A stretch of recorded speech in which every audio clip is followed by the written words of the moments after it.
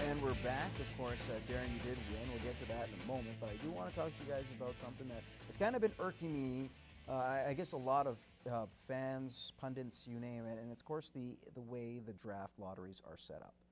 Not just in National Hockey League, but various sports. But we'll stick with the NHL for the time being. And I'm going to talk about the woeful game between the Edmonton Oilers and the Toronto Maple Leafs. That was the primetime game in Hockey Night in Canada, and it's one of the two worst teams in the league. And you had Toronto win 5-1 in that contest.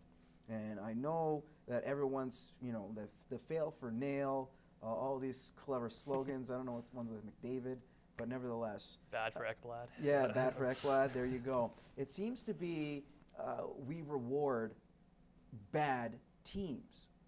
I feel that they should change that. How would you guys approach it, and how would you tweak the NHL draft?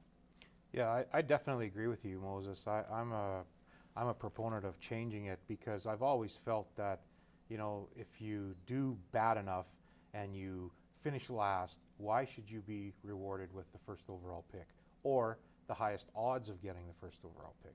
And I think that's a big mistake that they've made in this league, and they need to change it.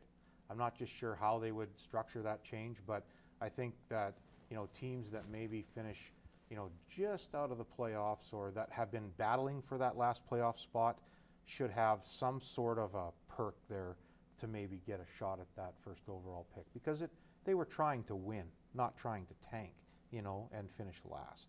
And so I've got a problem. I've had a problem with that for a long time. So, how would you change it? I want to get that quickly. I'm not sure how you could structure it, but whether it be you take the teams that had just finished out of that and put them in a lottery and give them a shot at that overall pick first.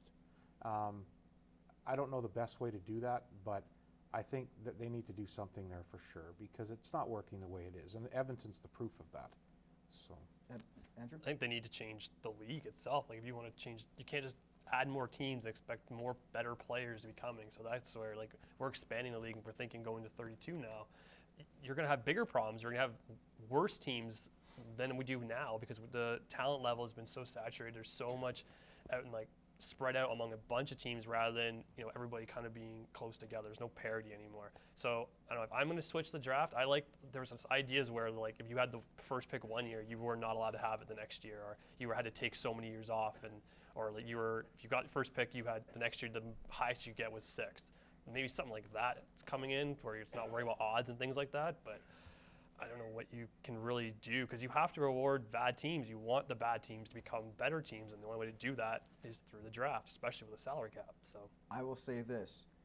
Have those teams that miss out of the playoffs each get one ping pong ball. Put them in. Whoever wins. Like you said, it rewards those who still fight, and it doesn't give any advantage for those who try to tank a season. All right, we're going to take a commercial break. When we return, Darren Pawsey will have a few words to say coming up.